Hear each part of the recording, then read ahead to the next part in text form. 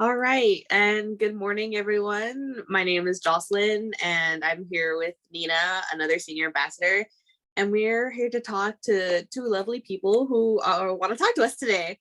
So, Alex and Ryan, would you like to introduce yourselves with us today?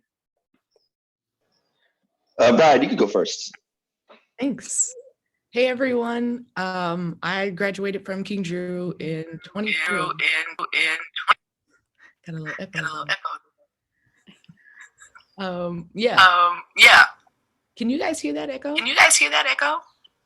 think it's Miss Soto. Miss Soto, can you mute yourself? Do whatever. It was a little bit distracting. Felt like I had a little robot on the side. Thanks a lot. But yeah, graduated in 2010. I'm a software engineer at Lyft. Lyft is, the brother company, I guess, to Uber. We're a rideshare company. You guys know what Lyft is. Yeah, very excited to be here today. I'll pass it over to you, Alex. Thank you. So my name's Alex.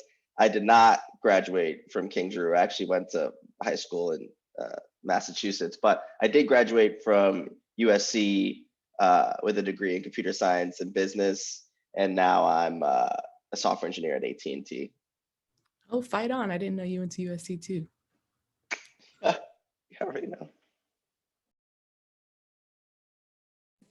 All right, so I will be starting off the questions, which is, why did you choose, your current career that you have today? Either one of you can take that, or both of you if you want. Sure. You guys probably have not been on it, but MySpace really inspired me. I was like updating my profile. Basically what MySpace is like, it came before Facebook. So you were able to like have your friends and your profile and your pictures. But the main difference was you were able to kind of update your own page in HTML. So I would go in there and like add all the cheap early 2000s graphics and things like that. But it really got me interested in software engineering, I guess, before I knew that it was that. I had no clue it was that name. And when it came to college, and kind of looking at my career prospects, I thought, I can't see myself, going into an office like my mom. Like I've been with her to the office on like bring your daughter to work day. It was super boring. Everybody wore the same thing. And I was like, I can't really see myself doing that after college. And then when I found out, okay, people actually get paid to update MySpace pages all day or something like that. Let me see what that's about. For me, I think there stems from something similar where my goal in college, because I never knew exactly like that software engineering was like the thing for me. I didn't even really know like that field existed up until I was like probably like 18, 19 years old. But my whole goal when like trying to figure out what I wanted to do was I just didn't want to do something that I hated, since I know I would like have to do that like a lot, like for the majority of the time per week. I would have to do something that was like I wanted to do something that wasn't like super boring. And I've always was like the tech wizard in my family. I was always had some interest in computing, some interest in computers. But it wasn't until I got to college and I started meeting people or meeting some of my friends who were already being or who were already in this engineering world, and me looking over their shoulder and seeing what are you doing over there? Because I always knew coding from afar, but never like intimately. And then just I had like a wide range of interests, but I never had like a hard skill to like apply any of those interests to. And then eventually the opportunity arose for me to like to take one computer science class, and it was hard as can be, and I like totally like couldn't handle it initially. And then I just took another one with a different professor who like sort of slow ramped me into it. And then I finally was able to take to it and realize that this is something that I'm capable of. Uh, and it's not like this huge daunting thing. It's something that just required just some attention from me and some, attention from a professor. And then I really took to it. So it sort of was a combination of figuring out something that I found was enjoyable, but also something that I could apply to like various different interests and industries. Kudos to you for sticking with that class. Like, I remember because I joined USC as a computer science major as well, got into my first class, saw a black and green terminal screen, and I said, I don't know what this is. Let me back away. I did have a professor reach out, and I wish I would have stuck with it, like you did. Just advice to folks out there, like, you can do it. So good morning. I'm Nina. I'm also a senior ambassador. And my question is, what was your career like before COVID-19 and how has it changed? And either one of you can answer. I could go. It was so when I started like my full time. So I graduated like in December of 2019, and then I took like 2 months to like go travel and like just relax for a bit, and then I started in March. I started at the beginning of March of last year. So I went into the office for like 3 days, and then on the fourth day, like the world turned upside down. Like the NBA got canceled, and then everything. I was like, I'm not going anywhere. Like NBA is not playing. I'm not typing. Uh, and but so like essentially from like the beginning of when I started my work, uh it's specifically like software engineering, I feel as though like the work from home lifestyle was already like integrated before COVID. So when it comes to like utilizing Zoom meetings and like Slack was already there by the time, and I interned there as well. So I had already like the office experience along with like knowing how to use like the tools that were vital for like, the work from home lifestyle. So not much changed besides um, me just like sleeping an extra hour and um, working in the same room that my PlayStation is in, which is like probably not my smartest idea. But there wasn't like this huge shift since it was basically like all it was the same since day one for me. Yeah, before COVID, or yeah, even before software engineering, I was in finance. I like took another career after college, um, because I dropped that computer science major, picked up econ, and I was like, well, this will be my goal to get back to software engineer, work in some tech adjacent jobs, and kind of see how I can move into that field. Found out about boot camps, spoke to a lot of mentors and things like that. Basically, what a coding boot camp is kind of gives you gives you exposure to what holding a career in software engineering, what it would look like and be like. And it's 4 months as opposed to 4 years with a traditional computer science degree. So after work in finance, left for some time to do the boot camp, came back to my company as an apprentice. And this is like it's a program similar to an internship, but it's different in that it's for folks, who are not fresh out of college, like me, who had, had another career before. After that, we did an internship as well. And right as I was about to start coding for my internship project was when lockdown happened.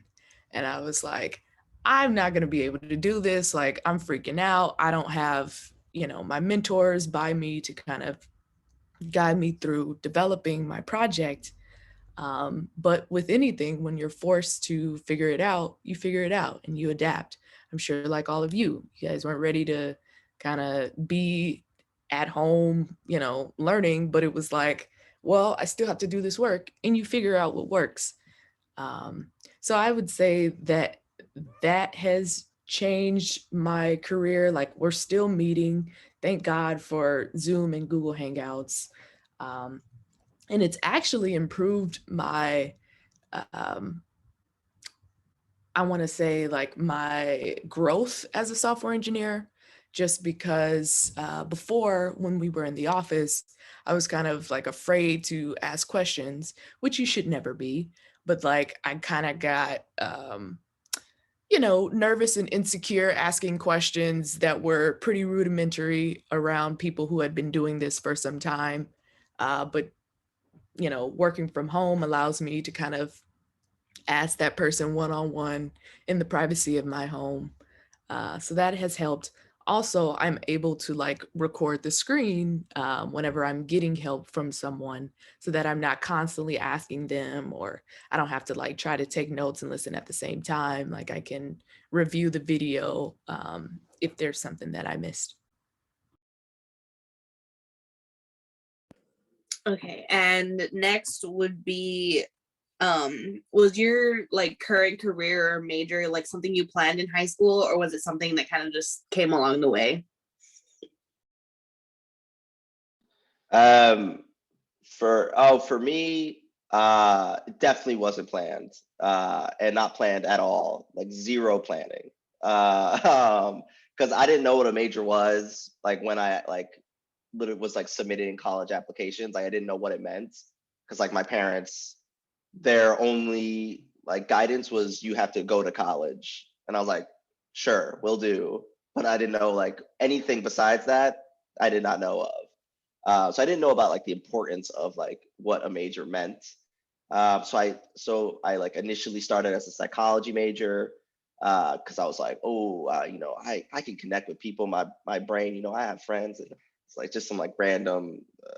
I was like, I'll become a therapist, which is like cool, but like definitely wasn't right for me because intro to psychology I got like a C minus in. So I was like, clearly there was a misstep here.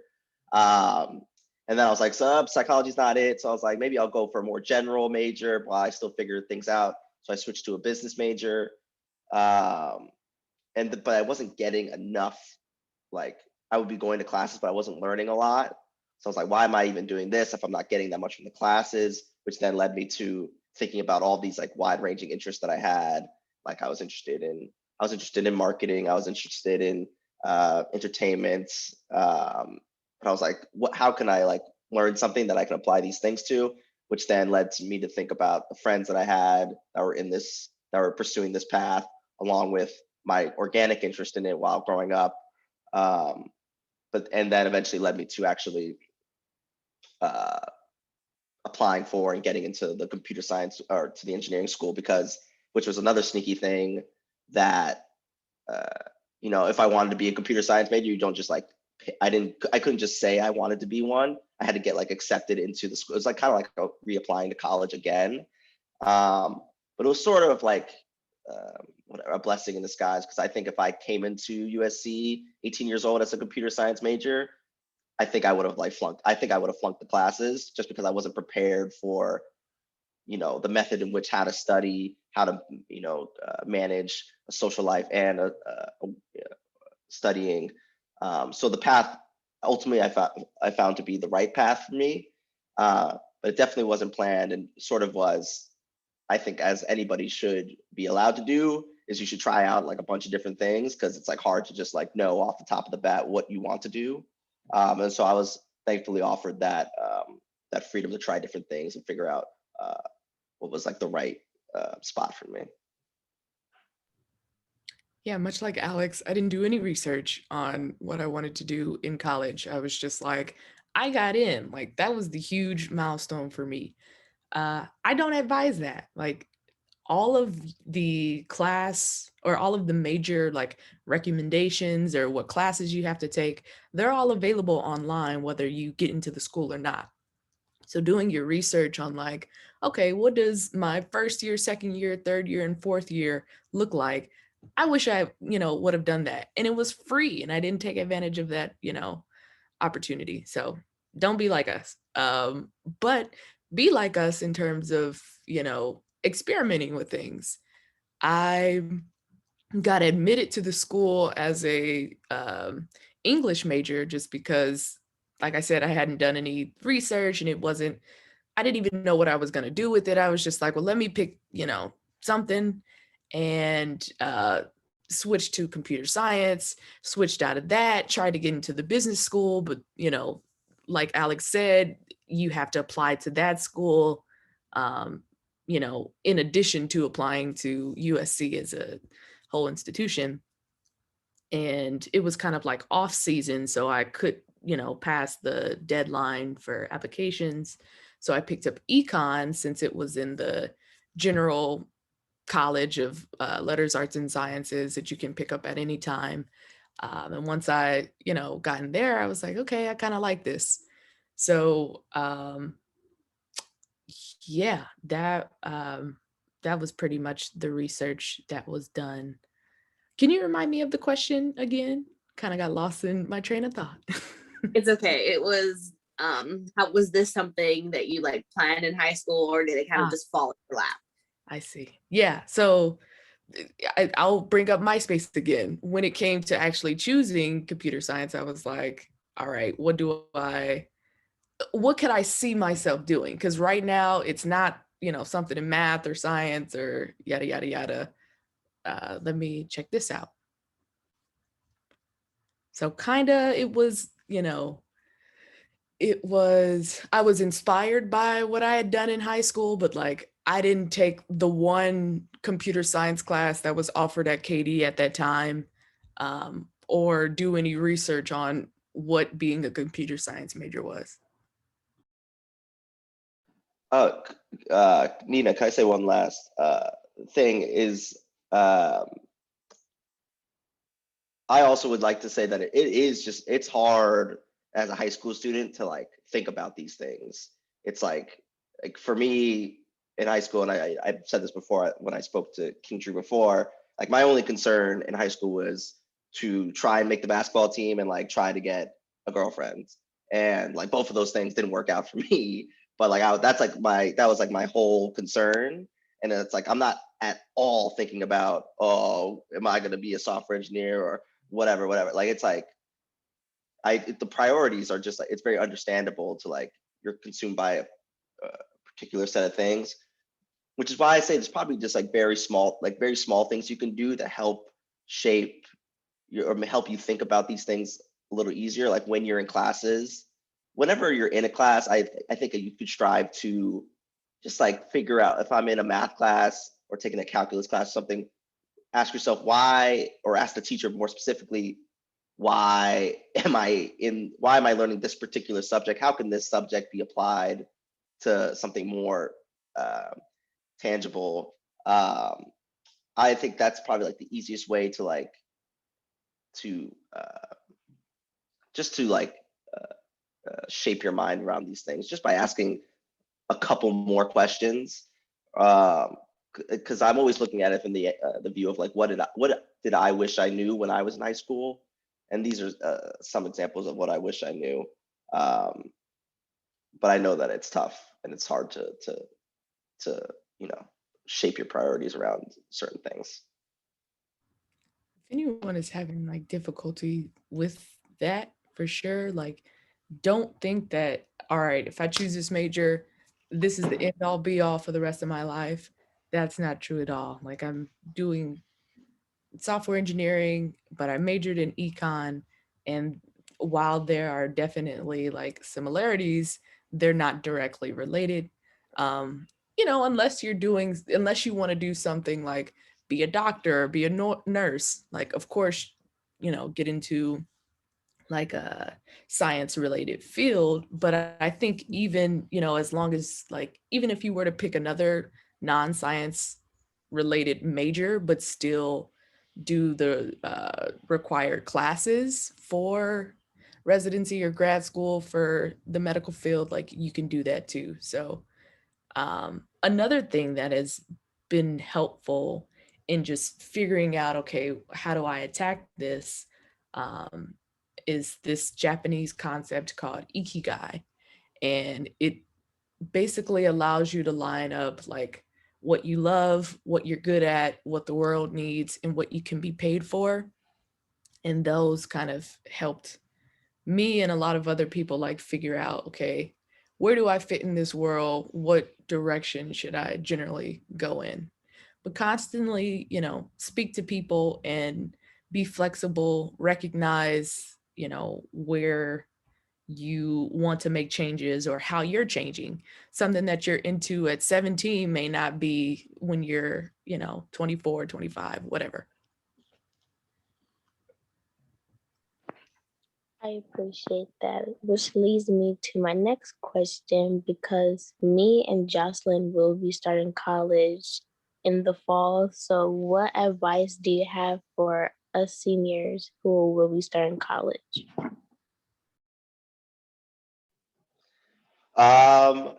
This is, I wonder, what advice would I give? And I'm just thinking about, it's so it's just overwhelming, and that's just like what it is.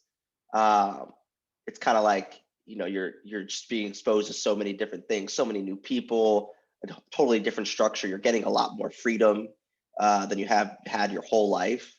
And there's certainly, I think, uh, it's for me, it was just important to. I wasn't even focusing, so much so on my classes or like my path to, or my career path specifically, because for that first month, I'm just trying to adapt to this new lifestyle, adapt to finding new friends, or figuring out what clubs you want to be a part of, or again, what classes you want to be a part of. But really, it's just give yourself the time to adapt to this new lifestyle, and give yourself and understand that it's going to be an adjustment period that's going to be uncomfortable. There's definitely nights early on where I'm just like, because I'm from Boston. I moved to Los Angeles for USC.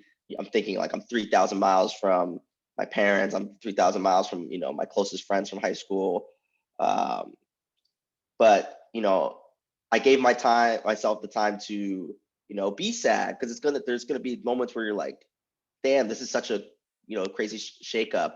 But then there's also many times where you're like, this is the best thing ever. I don't have my mom asking me where am I going at 8 p.m. when I'm just like, you don't have there's give and take there, but you will adjust. That's the main thing, is that eventually you'll be having like an incredible time, and you'll be so thankful that you're at this point in your life, even though that beginning time could be a little bit hard. So I think it's just important just to focus on getting through that period, and don't be too concerned. Am I doing all the things I'm supposed to be doing in college right now? Am I getting all the experiences that I should be getting? I think I just would be focusing on your own self, your own mental health, and making sure you're feeling happy, and you're feeling like you're getting through that initial, learning curve, if you will. That's what I'd say. Yeah, burnout is real. You want to reduce the amount of stressors in your life. Life is hard. None of this is easy. So I don't want to give that, perception at all. But you get stronger, and you are capable of doing anything that you put your mind to. I was just speaking to another Katie alum. Another great thing about being from King Drew, like we go places and we stay in touch. One of which, one of my friends from high school, she's moved up to the Bay. We hung out like a few weeks ago, and we were visiting Berkeley's campus up here. And she had got into the school but picked Irvine. And, I really wanted to get into that school, didn't get into it.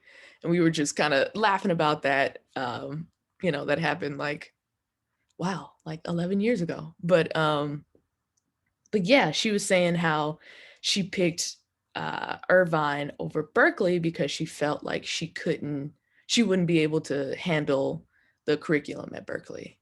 And I felt we were both, so sad about that, because um, she allowed like whatever insecurities or comparisons to kind of influence her decision, much like I had back, as a freshman. And one of the things that I wish that we both would have had was somebody to tell us, like, yes, you may come from a different background than most of the people at this school, or you may have different experiences, but that doesn't mean that you're any less or not capable. Like, there are resources, as long as like you seek them out and try your best, like it's possible. So that would be my main advice. Doing the little bit of research on the decisions you're going to make. Yes, you can't do all of the research or you can't ask all the people, but doing a little due diligence goes a long way. And you'll be surprised at how little it actually takes. And yeah, just have fun, like enjoy this time. I think when I got in college, I had the same mindset of like, oh, I've got to, pack my resume with so many things. I had like a job and I was on the cheer team and I was, a part of BSA and like trying to hang out and go to all these parties and things. Like, take a look at your load and realize like, okay, what's the most important to me? Have fun, but at the same time, reduce the amount of minutia outside of your classes, if that makes sense. Class should be like main focus, but still have fun at the same time. Okay, and on the college topic, could you guys share some, memorable moments that you guys had in college, where they're good, bad, just something that you would like to share with us? I have one just on the hot and ready. I didn't have a boyfriend back in college or back in high school. I wasn't allowed to date. So when it came to college, I was like, I am dating whoever I want. And got involved with this guy. And I was like so smitten that there were times where like I didn't go to class, like totally disrespecting like my parents and their like they're paying for these classes. I'm eventually going to pay for these classes. Thank God that relationship failed like 4 months in, because who's to say where I would be. So if you do get like exposed to a new freedom, like recognize what your priorities are.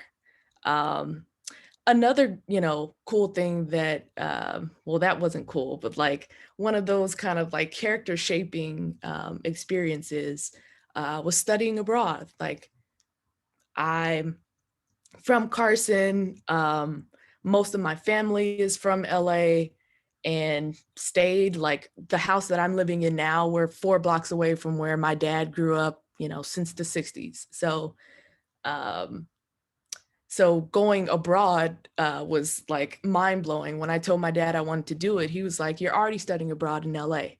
And I was like, no, that's not the same thing. So yeah, being able to take advantage of that was like an amazing opportunity. And I would recommend that to anybody if, that option is available at their school. Yeah.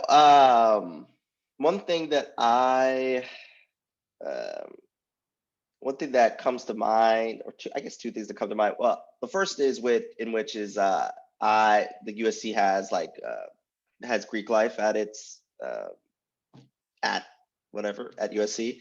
And so I joined it. I actually joined a fraternity, or like rushed a fraternity and joined one, uh, which was a really interesting experience, since there's like this saying that goes around. It's kind of like you're buying friends, which is crazy to even think about. But essentially, just like uh, I got like this nice friend group, sort of like right off the bat, and like was able to like figure out who I liked and who I dislike right from the beginning. But being a part of a fraternity has its ups and downs. But what it did have was like always, if I wanted to do something, I always had people who I could do it with, whether it was playing basketball or watching a football game or something. So joining Greek life was definitely something that I would say is a net positive, even though eventually by like my junior and senior year, I was like sort of done with it. But another cool thing that I was able to do by going to USC is I was able to go to music festivals like Coachella. Like I was able to do that, which was like always something from afar, which I never really like understood when I was in Massachusetts. And it was really like and I've gone multiple times, and it was just a very magical experience to be like in the middle of the desert with like your closest friends, seeing like all the biggest music acts in the world. It's definitely, there's never been a time that I've gone without coming back thinking it was like the best thing that I've ever done, which was only like an opportunity that was only like available to me because I was relatively close to it, from Los Angeles to Indio, California. So that was another, real big highlight of mine. So back on the topic of software engineering, is your workplace people oriented, and how do you maintain a good relationship with your coworkers?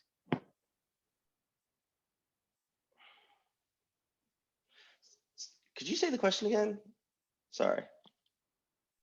Is your workplace people oriented? If so, how do you maintain good relationships with your coworkers? So I would say, I would say that because I'm on a team, there's like various teams, where like you have like your immediate team of like 7 to 8 people that I meet with every single day, and then there's like a larger team of like 30 people who I meet with like once a week. But really, so we have stand-ups or scrums every single morning. So like I talk to these people every single day, and you check in with like how your work's going. But when it comes to like keeping up my relationships with these people, I've sort of just said, to hell with it when it comes to, uh, like being, however I act when I'm like with my friends or with my family, it's basically how I act when I'm at work too. So like I tell them about everything. I tell them about my PlayStation. I tell them about, I'm like training for a marathon, which is like this crazy, ridiculous thing that I'm doing. But I tell them about that. I make similar style jokes that I make to anybody else. I just kind of just bring my whole self to my work and just like not think too much about, am I saying the right thing? What do these people think of who I am? I just try and be more authentic, which I think comes through, to the other side, kind of just builds a relationship kind of organically. Um, and I also, am quick to tell them when I'm not doing okay. I was like, if I just had a hard weekend where I was sad for not a specific reason, when I speak to my manager that day, I was like, yeah, I'm just like not feeling, that great. My manager's very understanding of that. And so like, I'm not like, I wouldn't like do like I wouldn't be like the best worker that day. And that's like understandable that some days like you just like can't do it. And that grows even more, like that is even more apparent, uh, like last summer when there was like, the big protests with George Floyd and Breonna Taylor. It's natural that, the day, as a black man, after seeing such like graphic videos and having such like incredible movements happening around me, work wasn't my highest priority. And that's something that my workplace understood. And that comes from me developing a relationship with them like that. And so I just bring my true self to work, and I kind of think my relationships, grow based off that. Before joining software engineering, I had this misconception and was being told by people that, it's just a bunch of people who are like coding in a silo, like by themselves, and then, they spit out some code at the end of the day and submit it. That's not the case at all. Alex mentioned Scrum meetings. Basically, what these are like check-ins. All of the engineers and engineering manager will, come together and we'll discuss what we did, what we, set out to do, what we didn't accomplish, any blockers that we may have seen. So just a general check-in, not only to keep the team informed, but also for accountability. Um, there are definitely those times where you're coding by yourself and, you won't get a check-in or be able to kind of communicate your progress until the end of the week. And it's kind of on you to keep yourself motivated. There's no one like checking in, daily. Hey, how's this coming along? Of course, maybe if you're working on a project with someone, then that will be the case. But oftentimes, um, it's kind of up to you to like motivate yourself on the day to day. But there is a ton of collaboration, and I think that that's what makes great engineers in general, being able to communicate not only with your team members, but like all your stakeholders, who you're building things for, making sure that you're incorporating their asks correctly. all that engineers are basically, folks who take data, transform that data in some way, save it somewhere, make it retrievable by someone else, and solving problems and patterns with code. And part of that is figuring out, okay, which problems should I solve, or which, am I solving the right problem, etc. Lyft is very people oriented, and I think that the people orientedness of your company varies based on the product that your company makes. One of Lyft's key values is, hospitality. Our founders got started kind of in the hotel industry, and their goal is to provide the best experience with transportation. And so that kind of trickles down into the community, or, into corporate, by ensuring that things are collaborative, ensuring that we're uplifting one another. Yeah. Okay, and back again on the work subject, what motivates you to, get up in the morning and do what you do every day, and, keep yourself kind of sane, I guess, because I feel like in certain jobs, sometimes it might end up seeming, like you're doing the same thing every day. So could you tell us about, your experiences with that? It's a great question. I think what really helps me is I think one thing that really helps me is I try and break up the rhythm of my day. So I'm not like, I don't think my routine is very set and it's set in stone. And my workplace offers me a certain amount of freedom, which I really appreciate. That there's not someone always looking over me at every second of the day, making sure I'm doing constantly checking in or whatever. We have those Scrum meetings in the morning. That's basically like, are you good? Do you need any help with XYZ? Otherwise, go do your thing. So um, what that then allows me to do is, like, if I need to step out, for an hour to go to a doctor's appointment first, or if I need to do something that's unrelated to work in the middle of the workday, I'm like allowed to do so. And that sort of just helps break up the monotony of it and allows me to not like get bogged down by doing the same thing over and over again. And then what uh, what else I like kind of like fill my day with is doing things like this, like speaking to high school students, or I like personally I run various diversity initiatives uh, at my job and at my office.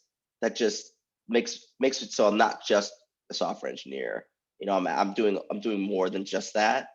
And then it also helps that I just have um, uh, I also have, like, my closest friends that I live with as well. So I could step out of my room and have them just say some ridiculous stuff to me and make me laugh.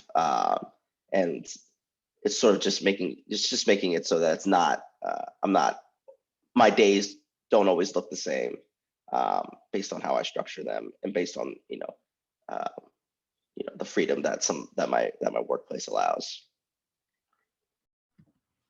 I'm Christian, and my faith is something that's really important to me. In that faith, I'm taught that I'm doing work not for Lyft or not for my manager, but for God, and making sure that, my work is, um, you know, it's an honor to have this job and to accept the things that come from it. So that kind of like keeps me focused, like regardless of, if I don't agree with like my manager or whatever decisions the company makes, like keeping in mind like I'm doing this for someone bigger, that motivates me. Also, looking over kind of how I got here. There were a lot of things that I had to kind of fight through. one of feeling like an imposter, just coming from Los Angeles, not knowing any Black female software engineers, and knowing that that was something that discouraged me from pursuing this career in the first place, to now being one and being able to encourage other people to do so. Like, that's inspiring to me. Also, keeping like a goal in mind. It's definitely one of my goals to um, create something, sell it, maybe start a company of my own at one point, and just recognizing all of the experiences that will help me get there. So just because I'm not leading a group or managing people, like, I can get that experience from seeing how other people lead, and looking at, okay, I kind of liked what they did, or I didn't like what they did, maybe I won't do that when I'm in this field. And just being able to experience so many different careers. Like I said, I was in finance kind of before software engineering, and this will kind of help me, if I do plan to start a company of my own at one point, I'll have more empathy for all of those different departments. So those are some of the things that motivate me for sure. And all of you guys here, like, there are 61 people in here on, really early morning. Like, that's inspiring. You guys are curious. You guys want to be something. You're ambitious. Like, I'm very excited about that. That's what motivates me as well. Do you see the value in students learning things that will help prepare them for the future? And what key points do you want them to take from your presentation today?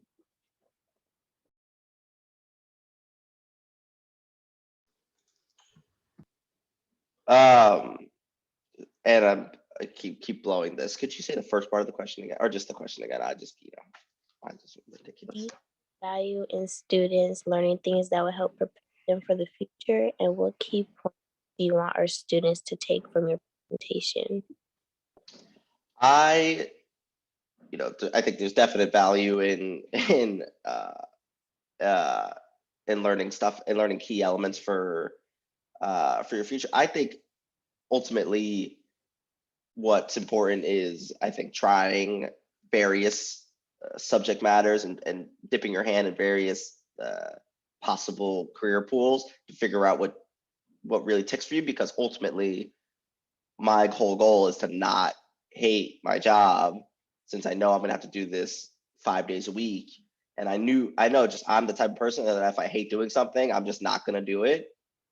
And then I won't if I don't do it, then I'll just like not make any money.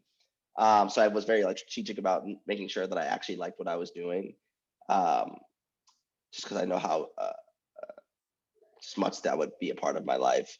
So the value, there is value that I think in just experimenting, really.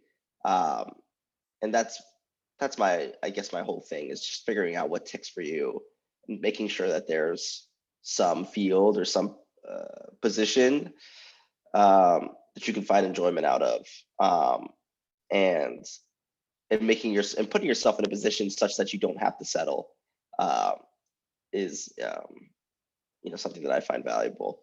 Um, but yeah, that's what I think. That's what I'd say.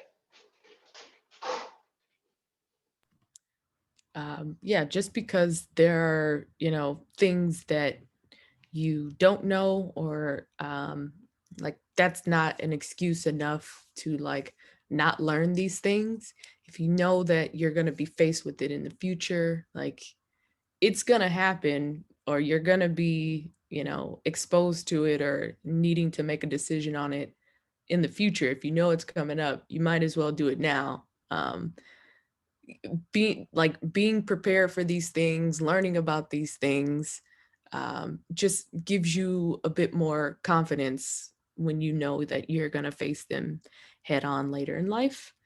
Um, yeah, one of the pieces of advice, or one of the things that, like, Dr. Graber, I think he's still there. He teaches econ. He's not there? What? Well, Dr. Graver was an econ teacher, And one of mine during my senior year at King Drew, and one of the assignments or things that he would do is teach us about the stock market, and we would do like fake stocks and things like that. And I was like, ooh, this intimidates me. I'm not gonna participate.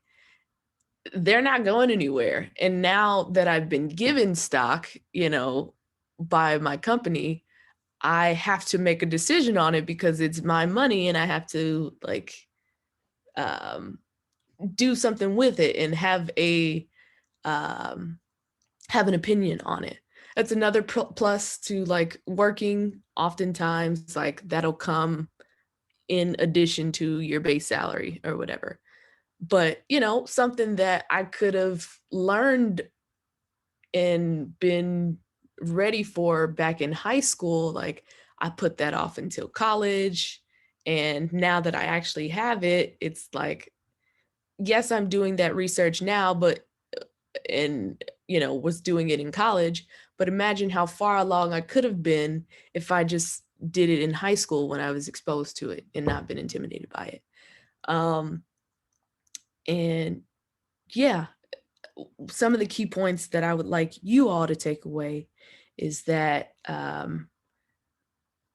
any idea or dream that you have, like you're capable of doing it, regardless of where you come from, regardless of, what you may be faced with. Like life is hard, but you're going to get through it as long as you don't give up. I used to think that like geniuses and billionaires, like I used to think that like they were born that way. And, I just had a mentor say,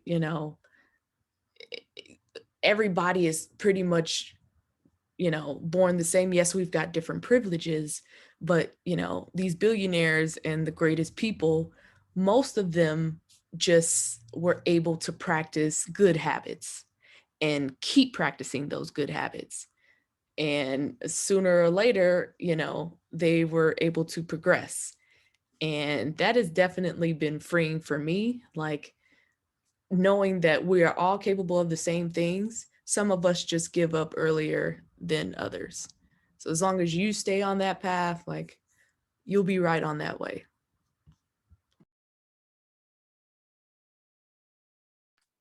All right, and since we are coming to the almost end of our presentation, one more thing I would like to ask you guys is just any advice that you want to share with the kids, maybe, some stories that you might have, or, just little things like that that you want to share before we leave. I think maybe Ryan just touched on this. I just want to echo, you know, the reason why I speak to like various high school students about a career in tech and what it's like is because I ultimately want to just convey that this career path not only exists, but it is possible for minorities to pursue and excel in, and that this is definitely a possibility. And there are no like prerequisites for like if you can be a software engineer or not. It's just about if you want to, if it's what A interests you, and and B if you want to put in the the time and effort that it takes to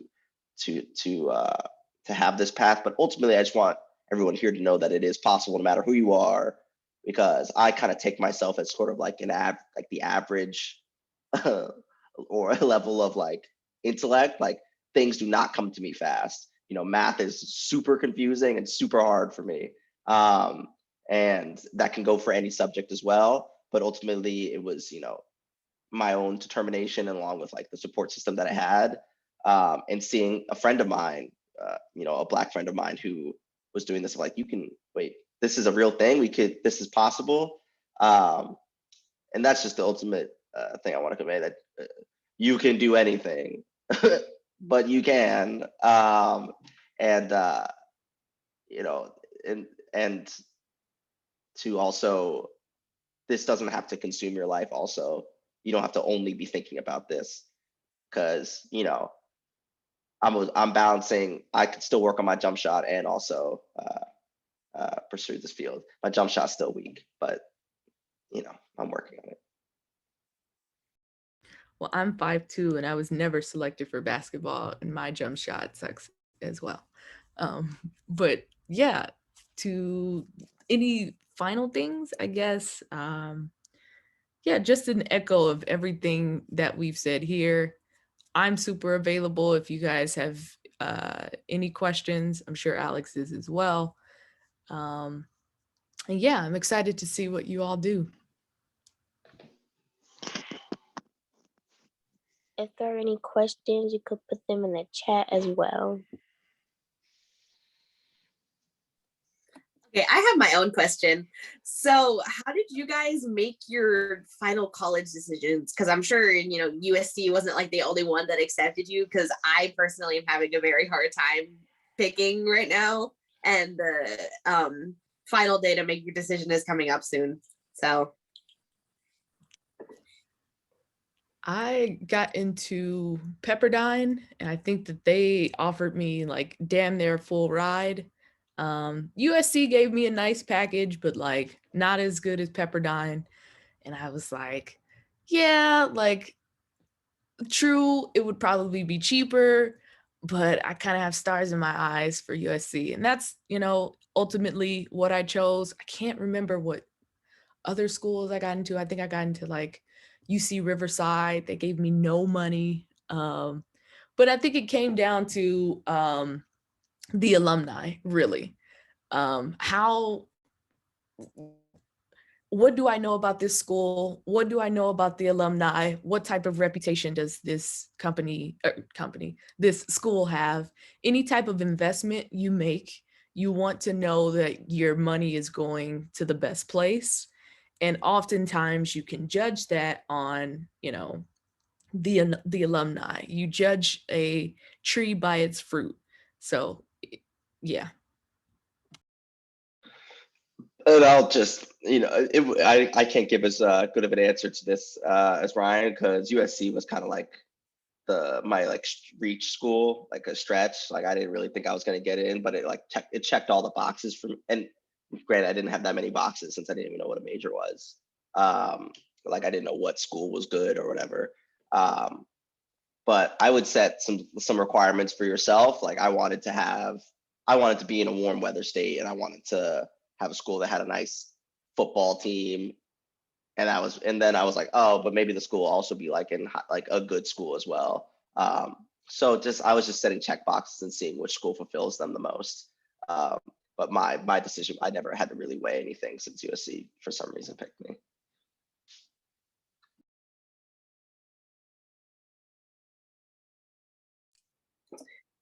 all right. I don't see any questions. Nina, are you seeing anything? Wait, where did Nina go? Well, I don't see questions. Can I add one more? If you don't have college options right now, like don't be intimidated either. Like that can happen, next year or the year after that. Like just because you don't have a ton of things right now, there's also transfer opportunities or boot camps or like not going to college. Like figure out what is going to work and how you're going to navigate, and don't get caught in comparison. Yeah, so for me personally, I narrowed down my options from 8 to 2 because I applied to 11 schools, got rejected from 3. And yeah, so I'm stuck on 2. I'm at UC Irvine and UC San Diego. And I did get offered, some money from both. So there's a slight difference in what I would be paying annually based on like my breakdown and stuff. But yeah, that's like my big thing, because I'm like, they're both great schools because I'm going there for biology, because I know those are real like pretty good like science schools, for what I got offered at least. And yeah, so that's where I'm stuck at right now. I visited both the campuses and they're both really nice. The environment's really nice, so I'm glad that I like them both. So yeah, so that's where I'm at right now. Yeah, envision Okay. I'm so sorry. It's just that we're reaching the time that it's going to be time for the break for our other students. I want to, go ahead and let Jocelyn have her, questions asked, answered, because, I know that she needs the guidance, and I think that, that'd be great. But I want to thank you both for the presentation. I'm going to go ahead and